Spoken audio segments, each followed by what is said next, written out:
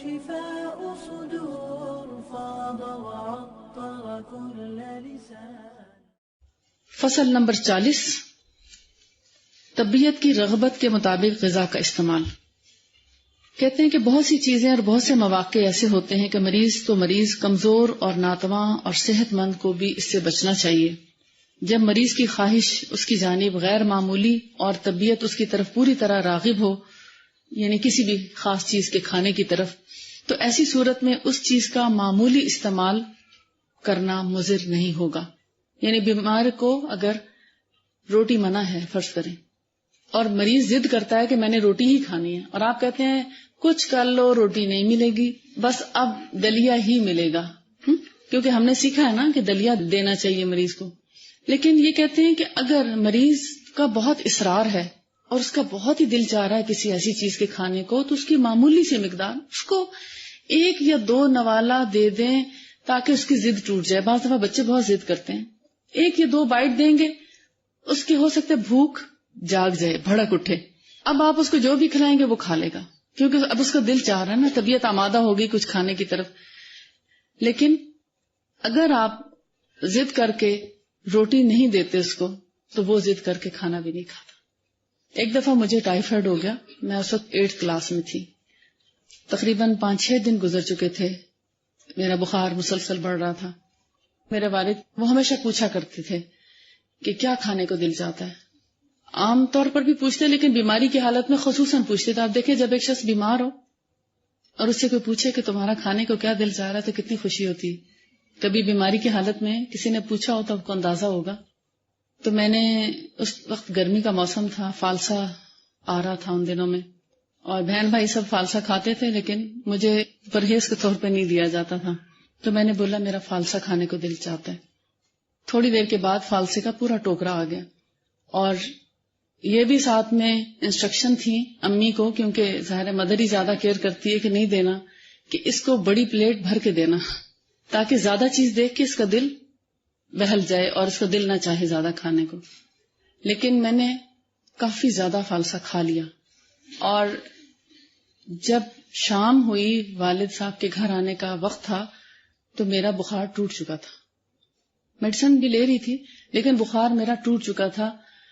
تو پھر مجھے اس بات کی نہیں سمجھ کہ آپس میں ان کی کیا گفتگو ہوئی ہوگی، لیکن میں جب سنت میں یہ پڑھتی ہوں کہ جب کسی مریض کا کسی خاص چیز کے کھانے کو دل چاہ رہا ہو تو اس کو تھوڑا سا دینے میں حرج نہیں.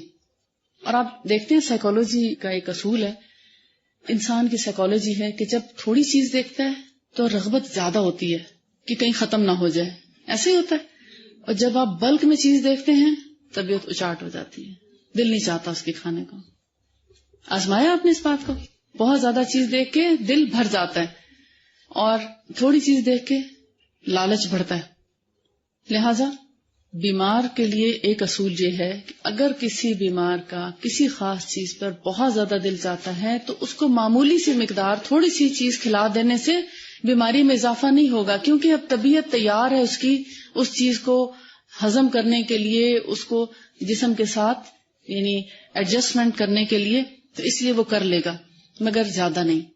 یہ اب ڈیپینڈ کرتا ہے کہ چیز کیسی ہے. اگر بہت ثقیل چیز ہے اور مریض بہت اصرار کرتا ہے تو پھر تو بس جسٹ 1-2 بائٹ ہی کافی ہیں. لیکن اگر سمجھتے ہیں کہ چیز ہلکی پھلکی ہے اور آسانی سے ہضم ہونے والی ہے تو اس کی تھوڑی سی مقدار زیادہ بھی ہو جائے گی تو اتنا حرج نہیں ہے.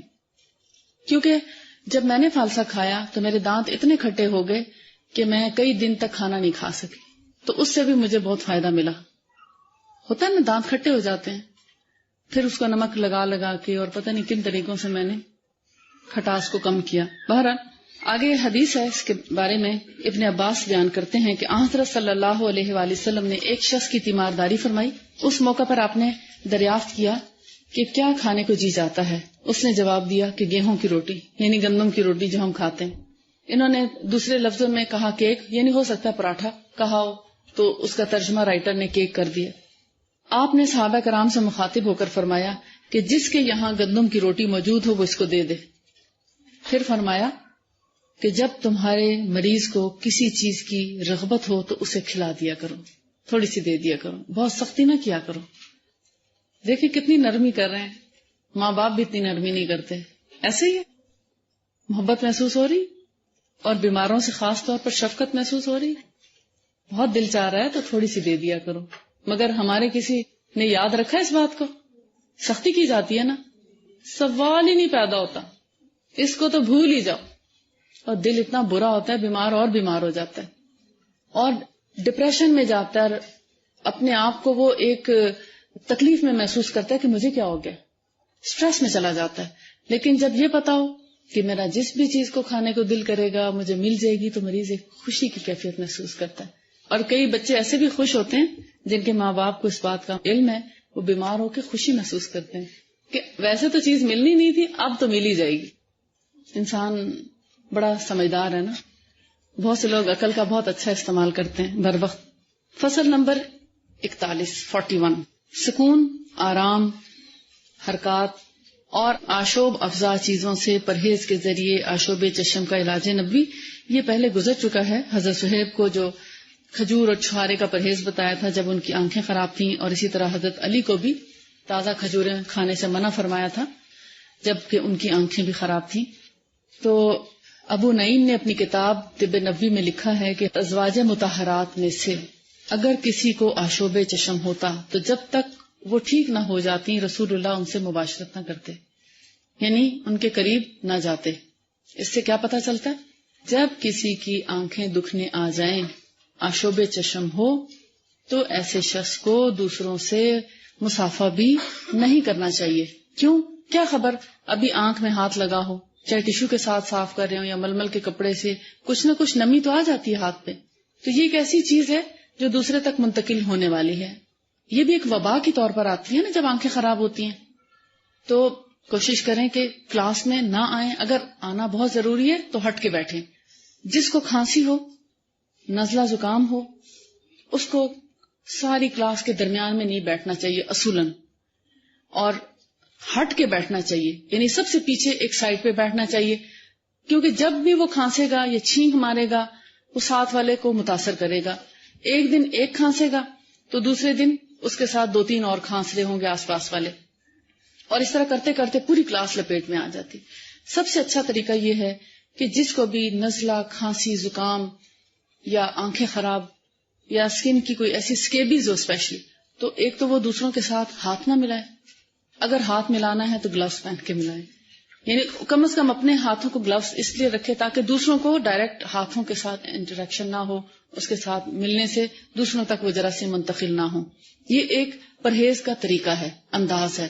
اس کا یہ مطلب نہیں کہ ہم خدا نخواستہ اس بیماری کو بہت سمجھ رہے ہیں کہ افیکٹو ہے اور اللہ کی رضا یا اللہ کی اس کے آگے خدا نخواستہ کوئی ایسی کوئی بات نہیں ہے. پرہیز کا طریقہ رسول اللہ کے سنت سے ثابت ہے، قرآن پاک میں پرہیز کے طریقے موجود ہیں. اور جیسے اس میں ہے کہ رسول اللہ خود اپنی ازواج مطہرات کے پاس بھی نہیں جاتے تھے جبکہ ان کے پاس کوئی ایسی بیماری ہوتی. فلو وغیرہ زکام وہاں اس علاقے میں اتنا زیادہ نہیں ہوتا، اس کا کوئی ذکر نہیں ملتا، لیکن گرمی کی وجہ سے آنکھیں اکثر دکھنے آ جاتی ہیں. تو آپ صلی اللہ علیہ وسلم آشوب چشم والی اپنی کسی زوجہ کے پاس بھی نہیں جاتے تھے جب تک کہ اس کی آنکھیں ٹھیک نہ ہو جاتی.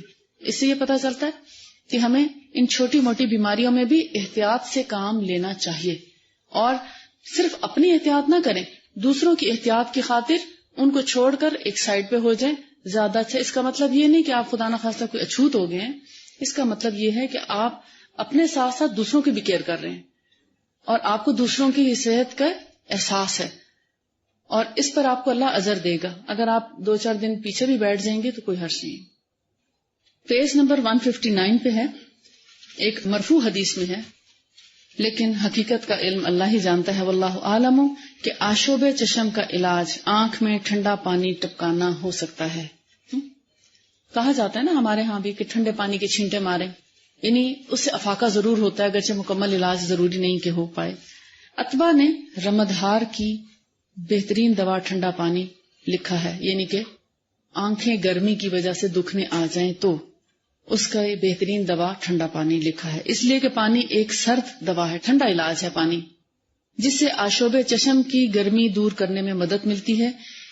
اسی بنیاد پر حضرت عبداللہ بن مسعود رضی اللہ عنہ نے اپنی اہلیہ سے کہا کہ اگر تم وہ کرتی جسے نبی صلی اللہ علیہ وآلہ وسلم نے کیا تو تمہارے لیے بہتر ہوتا، اور تم آنکھ کی بیماری سے شفا یاب بھی ہو جاتی، یعنی اپنی آنکھ میں پانی کے چھینٹے دیتی اور یہ دعا پڑھتی، اذهب البأس رب الناس واشف انت الشافی لا شفاء الا شفاؤک شفاء لا یغادر سقما۔ یہ دعا تو ہر بیماری کے لیے انسان پڑھ سکتا ہے، اور اس کا مطلب ہے کہ اے لوگوں کے رب، تو تکلیف ختم کر دے اور مجھے شفا عطا کر کہ تو ہی شفا دینے والا ہے، تیری شفا کے سوا کوئی شفا نہیں جو کسی بیماری کو نہیں چھوڑتی۔ اور یہ بہت سی بیماریوں کے لیے بہت اچھا دم ہے، ہر بیماری میں اس دم کو پڑھا جا سکتا، بخار ہو، نزلہ کھانسی ہو، آشوب چشم ہو، وبائی امراض ہوں یا کرونک ڈیزیزز ہوں، ان سب میں اس دم سے فائدہ حاصل کیا جا سکتا ہے۔ فصل نمبر 43، آپ نے اس کو پڑھا ہوگا حدیث میں، مکھی پڑی ہوئی غذا کی اصلاح اور مختلف قسم کے زہر کے نقصان کو دور کرنے کے بارے میں رسول اللہ کی ہدایات۔ صحیحین میں حضرت ابو ہریرہ رضی اللہ تعالیٰ عنہ سے روایت ہے کہ رسول اللہ صلی اللہ علیہ وآلہ وسلم نے فرمایا، جب تم میں سے کسی کے برتن میں مکھی گر جائے تو اسے غوطہ دے لیا کرو۔ کس میں؟ جس کھانے میں گرے اسی کھانے میں غوطہ دے دو، اس لیے کہ اس کے دونوں بازوؤں میں سے ایک میں بیماری ہے اور دوسرے میں شفا ہے۔ اور سنن ابن ماجہ میں ابو سعید خدری سے ہی روایت ہے کہ نبی صلی اللہ علیہ وآلہ وسلم نے فرمایا، مکھی کے ایک بازو میں زہر اور دوسرے میں شفا ہے، جب کبھی کھانے میں مکھی گر جائے تو اسے غوطہ دے دو، اس لیے کہ وہ زہر کے بازو کو آگے اور شفا والے بازو کو بعد میں داخل کرتی ہے۔ اب اس سے کیا پتہ چلتا ہے کہ اگر کسی کھانے میں مثلا آپ کے پاس دودھ کا کپ تھا، پانی کا گلاس تھا، چائے کی پیالی تھی، کچھ بھی تھا، آپ پینے لگے کہ اتنے میں مکھی آ گری، اب اس کا بہترین طریقہ یہ ہے کہ اس کو انگلی سے پہلے ڈپ کریں پورا، اور پھر اس کو نکال کے باہر پھینکیں اور اس چیز کو استعمال کر لیں۔ اگر آپ کا دل نہیں چاہتا، آپ ایک خوشحال ماحول میں ہیں، تو آپ خود نہ پئیں، گرانا چاہیں گرا دیں، اس لیے کہ آپ دوسرا کپ تیار کر سکتے ہیں۔ لیکن کبھی انسان ایسے حالات سے دوچار ہوتا ہے کہ اس کے پاس زندہ رہنے کے لیے شاید ایک ہی کپ ہو، پانی کا یا دودھ کا، یا اللہ ہی جانتا ہے کسی کے ساتھ کیا حالات پیش آنے والے ہیں۔ آج ہم یہاں بیٹھے ہیں اچھے حالات میں، کل کہاں پر ہوں کچھ معلوم نہیں۔ کبھی کبھار جہاز پانی پہ لینڈ کر جاتے ہیں، کبھی کریش ہو جاتا ہے، کبھی آپ کو سمندر کے کنارے پہنچنا پڑتا ہے، کسی وجہ سے آپ کو کسی جزیرے پہ ہو سکتا ہے رکنا پڑے، وہاں تو آپ کو اس طرح سپلائی نہیں ہے پانی اور دودھ کی، پھر آپ کیا کریں گے؟ اور آپ کے پاس ایک ہی کپ تھا، مثلا بعض اوقات جیسے بوٹل آپ نے لٹکائی ہوتی ہے، آپ کو پینے کے لیے ایک ہی کپ ہے دودھ کا، معلوم نہیں کہ اگلے کھانے کی چیز کب ملے، اور وہاں سے آ کے ایک مکھی گر گئی، اب آپ کیا کریں گے؟ پھینک دیں گے اس کو بھی؟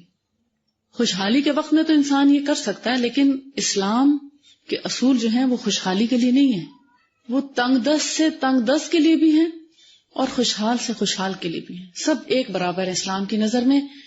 کبھی کبھی بادشاہوں پہ بھی فقیرانہ وقت آتا ہے، آزمائش ہو جاتی ہے، کبھی کبھی پوری جمع پونجی داؤ پہ لگ جاتی ہے اور انسان کے حالات جو ہیں وہ بڑے سخت ہو جاتے ہیں، تو ایسے میں پھر ان چیزوں کی قدر آتی ہے۔ تو آپ یہ نہ سمجھیں کہ آپ کو فورس کیا جا رہا ہے کہ آپ ضرور ایسا کریں، لیکن اگر کبھی آپ کو بوقت مجبوری ایسا کرنا پڑے تو یہ اس کے لیے بہترین اصول ہے۔ اب آپ بتائیے، جب ایک کپ پہ گزران ہو، خدا نہ خواستہ آپ کو ایسی مشکل میں آپ پھنسے ہیں، پھر آپ اس حدیث کے بارے میں کیا کہیں گے؟ اگر مکھی گر جائے تو پھر اس کو بہت بڑی رحمت نہیں سمجھیں گے کہ ہاں واقعی اگر آج مجھے اس چیز کا پتہ نہ ہوتا تو شاید میں بھوکی مر جاتی، شاید اگلے 3 دن کچھ نہیں ملنے والا، یا پتہ نہیں زندگی بھر بھی کچھ ملے نہ ملے، شاید فاقوں سے ہی مرنا پڑے، پھر کیا کریں گے؟ اور ایسی جگہ ہے کہ جب بھی کچھ کھانے لگتے ہیں کچھ آ ہی گرتا ہے، مثلا آپ کے پاس چھاتی نہیں رہی، اللہ نہ کرے سیلاب زدگان کے ساتھ نہ جانے کیا کچھ ہوا، پھر وہاں مکھیوں اور مچھروں نے ڈیرے ڈالے اور باہر بیٹھ کے ان کو کھانا پینا پڑا، تو پھر ہر کھانے میں جب آ کے مکھی اور مچھر گر رہا ہو پھر آپ کیا کریں گے؟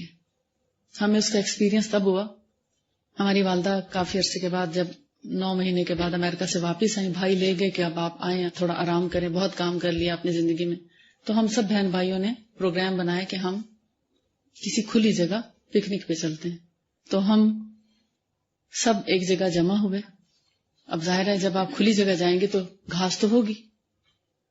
ہم جہاں پھر کھانا اور برتن رکھے وہاں مچھر آ جائیں.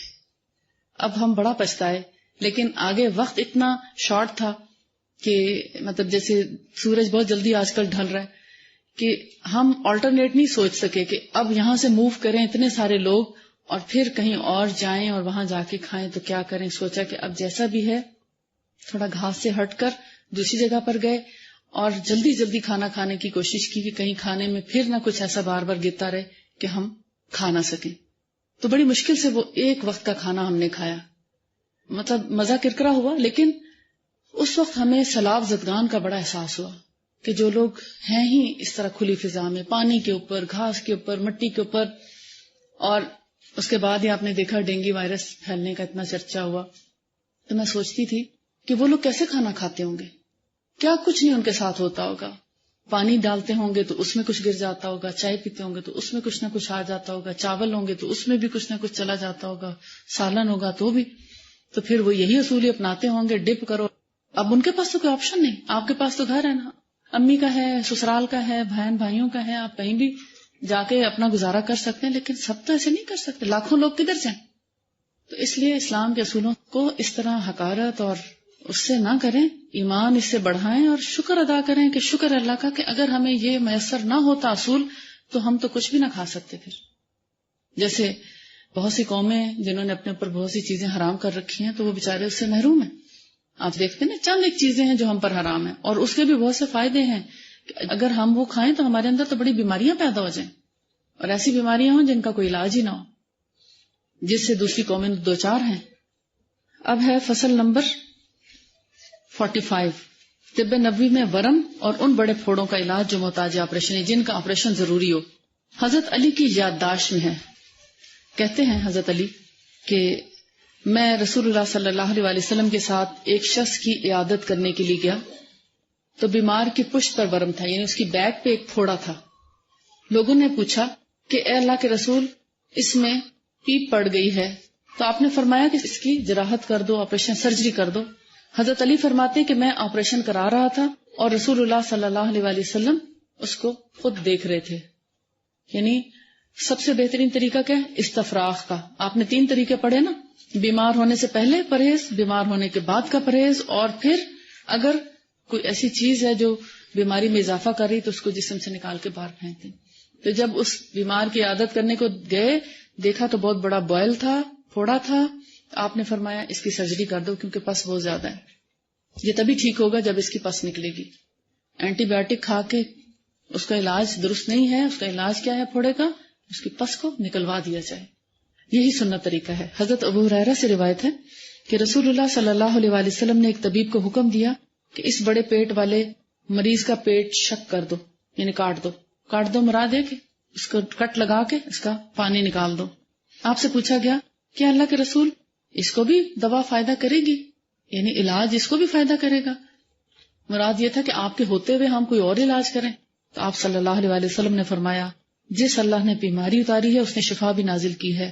جہاں اللہ نے فائدہ پہنچانا چاہا تو اس کو فائدہ پہنچایا. ضروری نہیں کہ ہر شخص ٹھیک ہو جائے.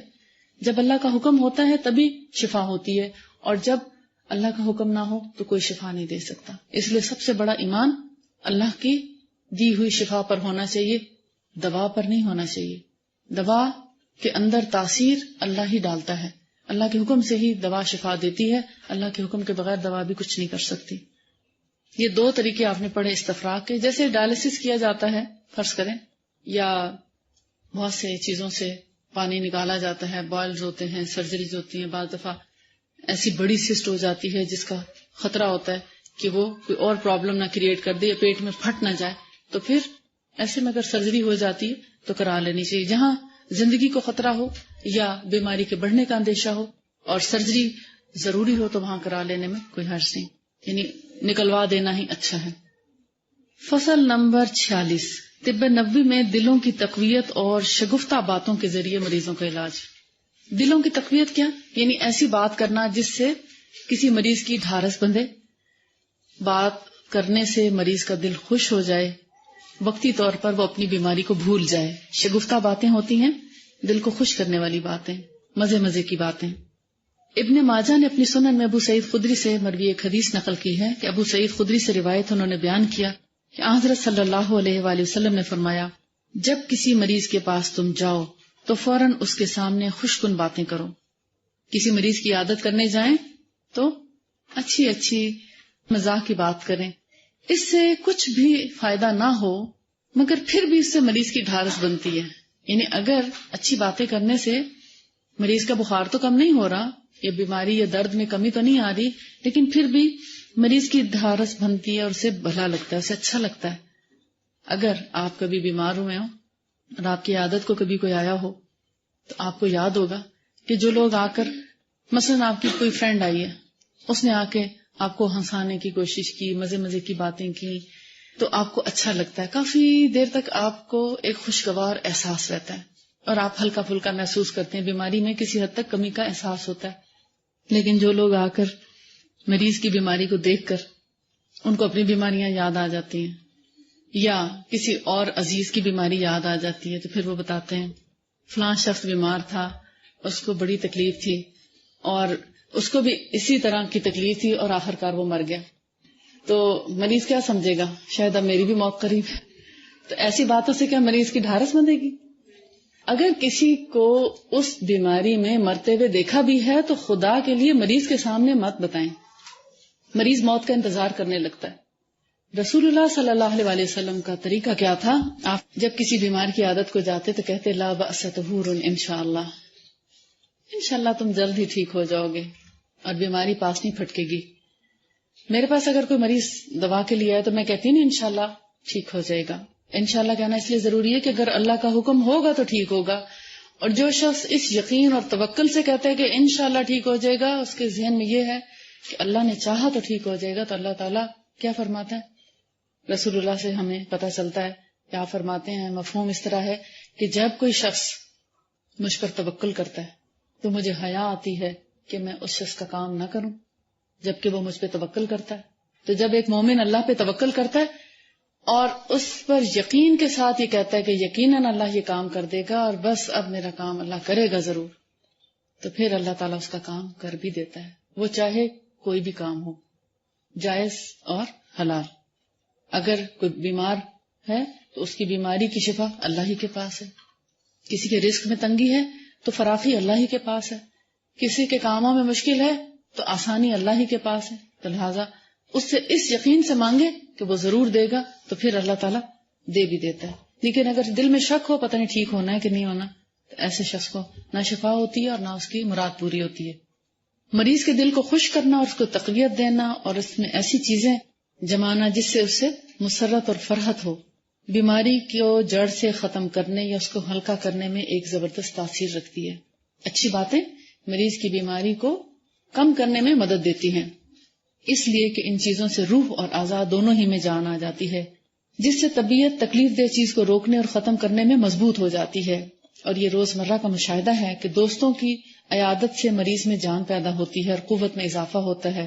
اور اسی طرح ان کا دیکھنا, ان کی عنایات آپ سمجھتے ہیں, چھوٹا موٹا کوئی تحفہ, کوئی ایسی چیز, دل پسند چیز مریض میں جان پیدا کر دیتی ہے اور قوت مدافعت میں اضافہ ہوتا ہے.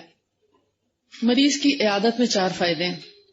ہم یہ سوچتے ہیں نا اگر کوئی بیمار ہے تو ہوا کرے, ہم کیا کریں, ہم تو خود بڑے مصروف ہیں, خود ہی ٹھیک ہو جائے گا.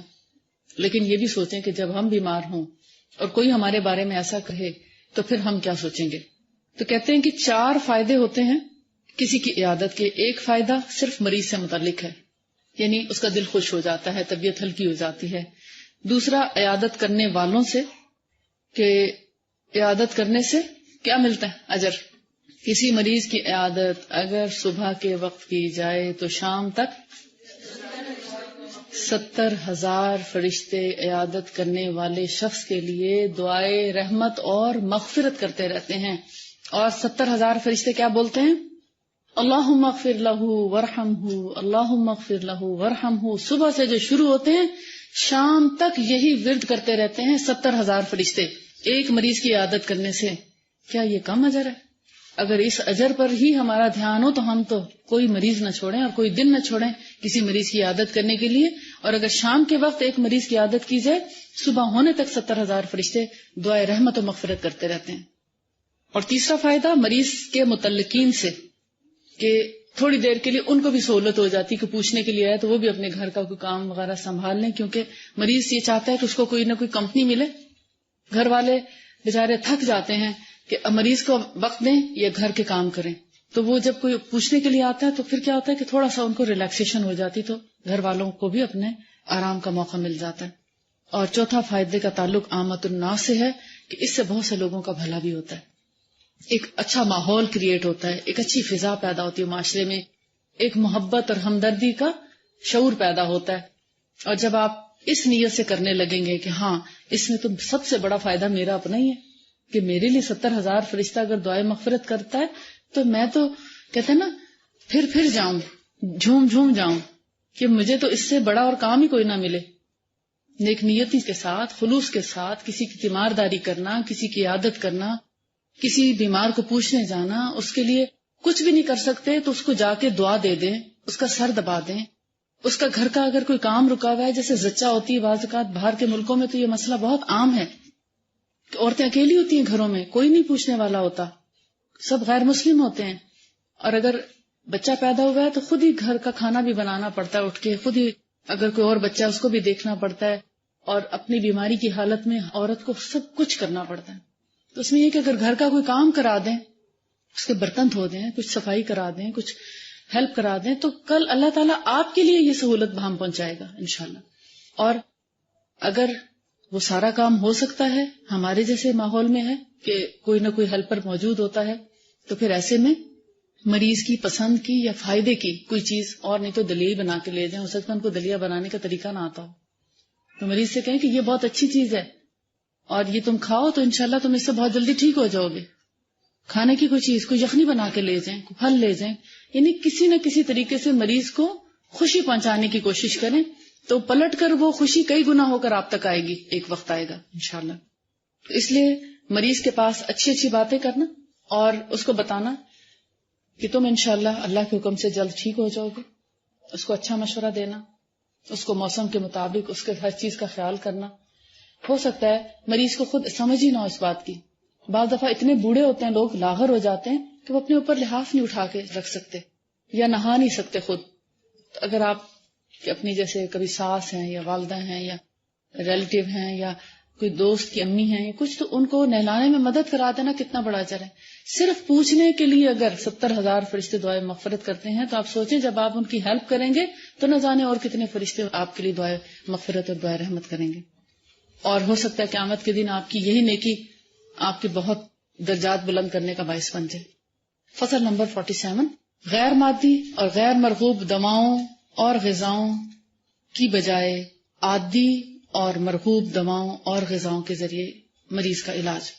یہ بڑا امپورٹنٹ ہے کہ جن چیزوں کی ہمیں عادت نہیں ہوتی وہ بیماری میں کھانے کو دل نہیں چاہتا، اس لیے ہم کہتے ہیں صحت مندی کی حالت میں بھی دلیا کچھ نہ کچھ کھایا کریں تاکہ بیماری کی حالت میں بھی وہ کھانے سے طبیعت برا نہ محسوس کرے۔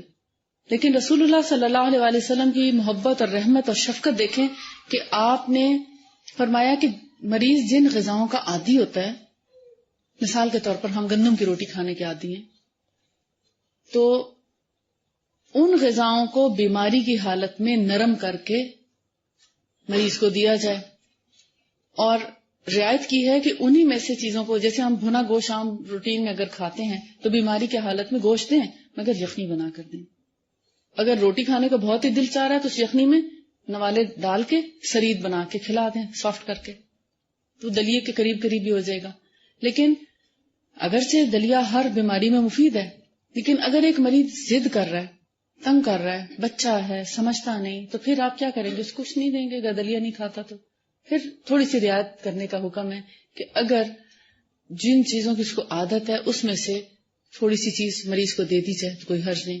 لیکن غیر عادی یعنی جن کی عادت نہیں ہے، یہ مادی نہیں اصل میں غیر عادی ہے، یعنی جن کی عادت نہ ہو، نیچے ہے نا عادی اور مرغوب، تو اوپر ہے غیر عادی اور غیر مرغوب۔ جو غذائیں ناپسندیدہ ہوں یا جن غذاؤں کی عادت نہ ہو، ان غذاؤں کو اگر مریض نہیں پسند کرتا تو اس کے اوپر مسلط نہیں کرنا چاہیے، اس سے مریض کو تکلیف ہوتی ہے. اگر مریض کا کچھ بھی کھانے کو دل نہیں چاہ رہا تو اس کو مت فورس کریں، تھوڑا وقفہ دیں.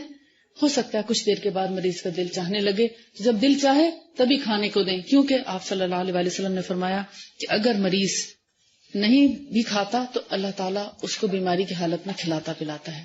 تو مریض کے ساتھ کھلانے پلانے میں زبردستی نہ کریں. اور اس کے بعد ہے، یہ آپ ڈیٹیل آپ خود پڑھیں، لیکن ایک خلاصہ میں نے آپ کو بتا دیا. اور اس میں مریض کو عادی غذاؤں میں سے زود ہضم غذا دینے کے بارے میں کیا طریقہ کار ہونا چاہیے، کہ روٹی کی جگہ دلیا، گوشت کی جگہ یخنی، اور تلبینہ کا طریقہ بھی ہے جو میں نے آپ کو پہلے سے بتا دیا ہوا ہے. وآخر دعوانا ان الحمدللہ رب العالمین. سبحانک اللہم و بحمدک، نشہد ان لا الہ الا انت، نستغفرک و نتوب الیک. السلام علیکم ورحمۃ اللہ وبرکاتہ. هذا النور شفاء صدور فاض وعطر كل لسان.